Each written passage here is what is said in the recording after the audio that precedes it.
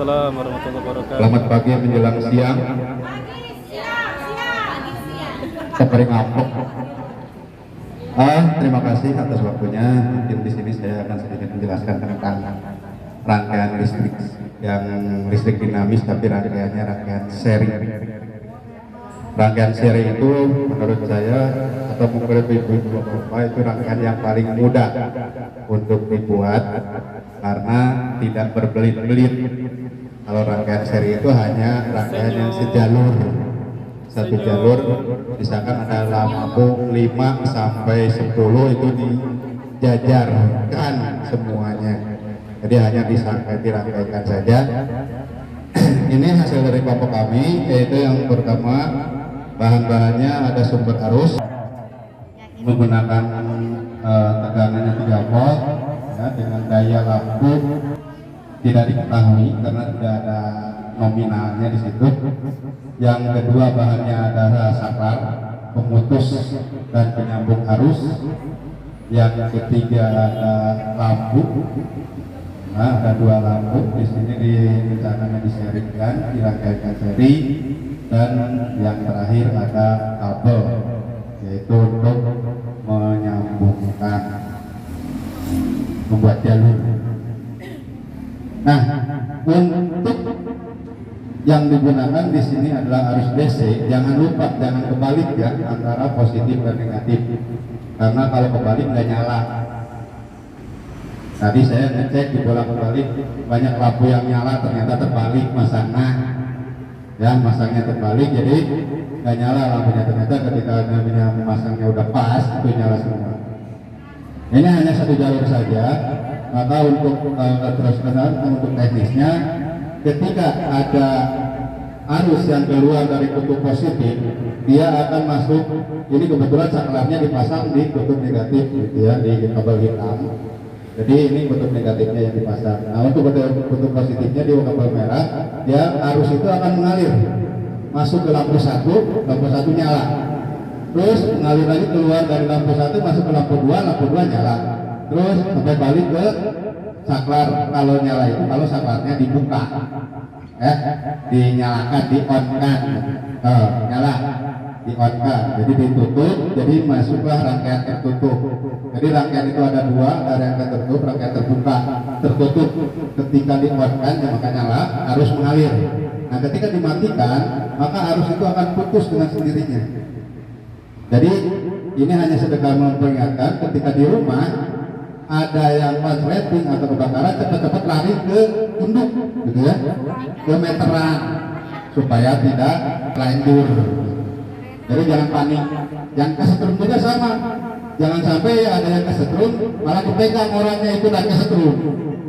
Ya, kalau ada ambil kayu atau bambu dipukul tangannya. Biarin sakit juga, yang penting lepas dari setrum itu, gitu ya. Jadi kalau misalkan kita sadar, cepat aja lari ke stop kontak yang di pusatnya, ya, itu meteran. Ini juga sama. Jadi bedanya arus di rumah PLN dengan arus ini, PLN itu yang menggunakan arus bolak-balik, kalau ini menggunakan arus mengarah. Jadi memasangnya jangan terbalik positif negatifnya.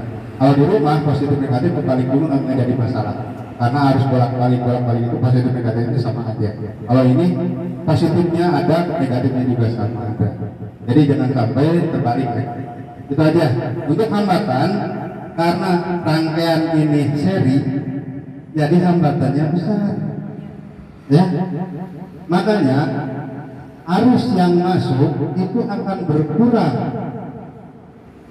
karena hambatan itu ada beberapa jenis. Yang pertama hambatan di kabel, yang kedua ada hambatan di lampu, ya. Jadi arus itu nanti lama-lama dia akan berkurang sampai kembali ke sini. Nah, tegangannya juga sama, ya. Tegangan ini kalau tadi di rangkaian paralel itu tegangan tetap, kalau di sini tegangan berubah. Copot tegangannya tahu copot, ya. Jadi tegangan, maka untuk menghitungnya ini ada hukum ohm, ya, yang dipakai, hukum ohm, ya, untuk menghitung berapa tegangan, berapa arus, berapa hambatan yang masuk di sini. Yang penting ada 2 komponen yang diketahui, maka bisa digunakanlah menggunakan hukum ohm. Kalau tadi Pak Yanto menanyakan pakai apa meter, ini dihitung juga bisa. ya pakai rumusnya hukum ohm. Hukum ohm yaitu untuk menghitung berapa tegangan, berapa arusnya, berapa hambatannya. Itu untuk menghitung arus rangkaian seri, rangkaian paralel, rangkaian campuran itu bisa dihitung dengan menggunakan rumus. Ya, selain menggunakan ovometer. Ovometer itu ya kalau kita biasanya digunakan oleh orang-orang listrik. Kalau kita guru-guru IPA menghitungnya menggunakan rumus.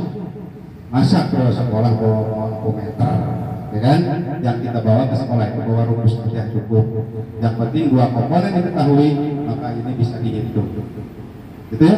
Mungkin itu aja. Rangkaian seri itu rangkaian hanya satu jalur, satu arah, tidak ada pembagian arus. Jadi arusnya tetap. Ya, jadi tidak ada pembagian arusnya tetap.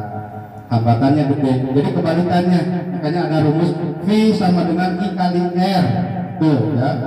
Jadi hambatan itu berbanding lurus dengan arus. Tegangan, hambatan tegangan itu berbanding lurus dengan arus, berbanding terbalik dengan hambatan. Gitu ya. Terima kasih. Itu aja. Wassalamualaikum warahmatullahi wabarakatuh. Waalaikumsalam. Ada yang bertanya? Cukup? Kasih salam. Untuk kalau nanti ada kelompok terakhir untuk listrik statis kita cukup untuk yang seri aja. Terima kasih, selamat siang. Kita menjelang sholat zuhur dan menjelang makan. Ya sekali lagi assalamualaikum warahmatullahi wabarakatuh. Terima kasih Bapak.